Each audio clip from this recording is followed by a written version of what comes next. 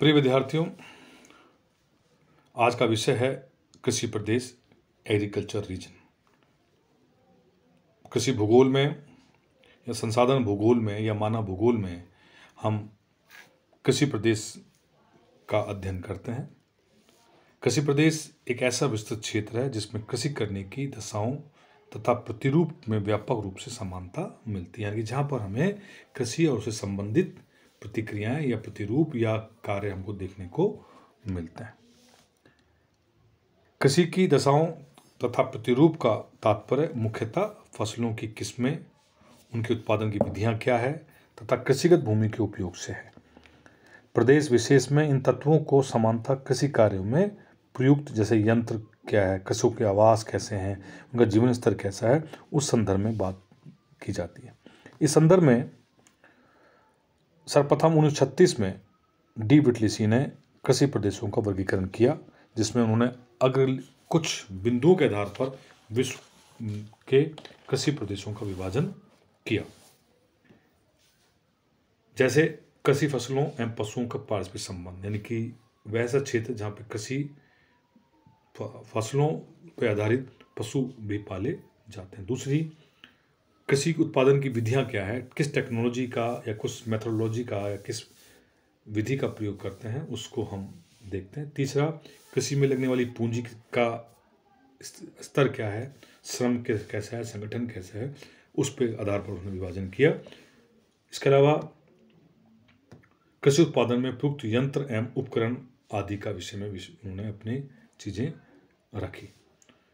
तो मोटे मोटे तौर पर ये 5 प्रकार की स्थितियां से हम विश्व के कृषि प्रदेशों का विभाजन डी विटलीसी ने किया।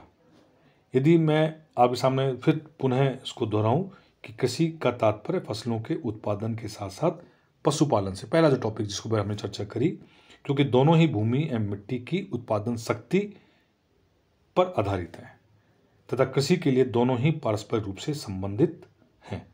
भूमि के अनुकूलतम उपयोग के लिए फसलों एवं पशुओं का सहचार्य आवश्यक होता है। दूसरा पॉइंट है, भिन्न भिन्न क्षेत्रों में कृषि उत्पादन विधियों की भिन्नता के फलस्वरूप कृषि दशाओं की प्रादेशिक समानता एवं संबंधता मिलती है।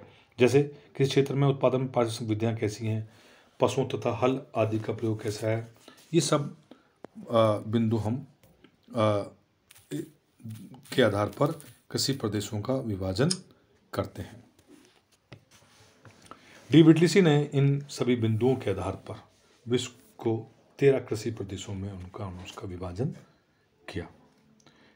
पहला जो कृषि प्रदेश है, जिसे हम नोमैडिक हार्डिंग रीजन, हिंदी बोलते हैं चलवासी पशुचारण प्रदेश, विटलीसी द्वारा किए गए उपरोक्त वर्गीकरण की कुछ आलोचनाएं भी की गई, लेकिन इनका जो विभाजन काफ़ी महत्वपूर्ण है।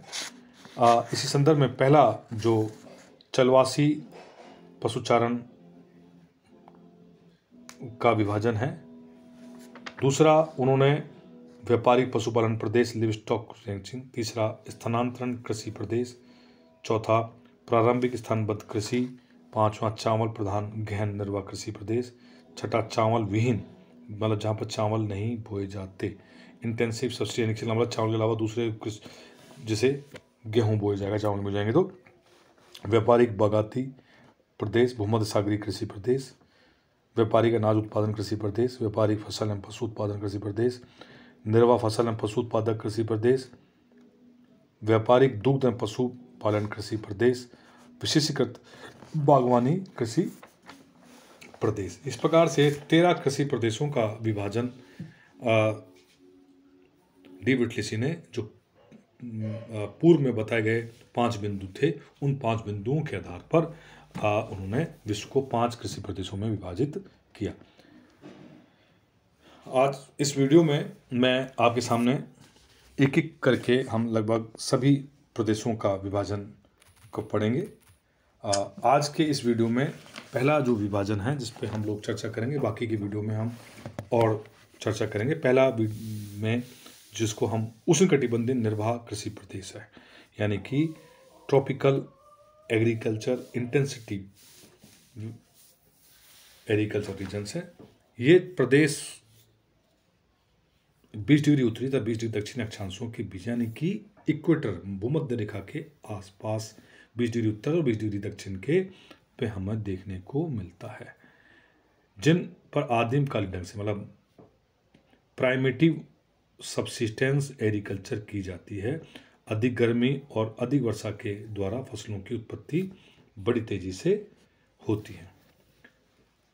इसमें हम देखेंगे तो फसलें जैसे रतालू, इसको इंग्लिश में यम बोलते हैं, आपके मैनियोक, केला, शकरकंदी, ज्वार, बाजरा आदि यहाँ लोग उगाते हैं और उसका ही भोजन करते हैं। इस क्षेत्र में बचत उत्पादन नहीं होता, यानी कि जितना उगाया, जितना उत्पादन किया उतना ही खा लिया, सेविंग कंडीशंस नहीं है।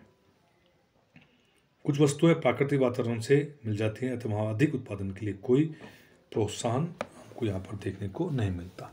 इस प्रकार के मुख्य प्रदेश जैसे दक्षिण अमेरिका में अमेजन नदी का बेसिन, अफ्रीका में कांगो बेसिन, दक्षिण पूर्वी एशिया में Sumatra, Borneo, New Guinea, New Hebrides द्वीप और थाईलैंड, मलेशिया, कंबोडिया तथा म्यांमार आंतरिक भाग इसमें आते हैं।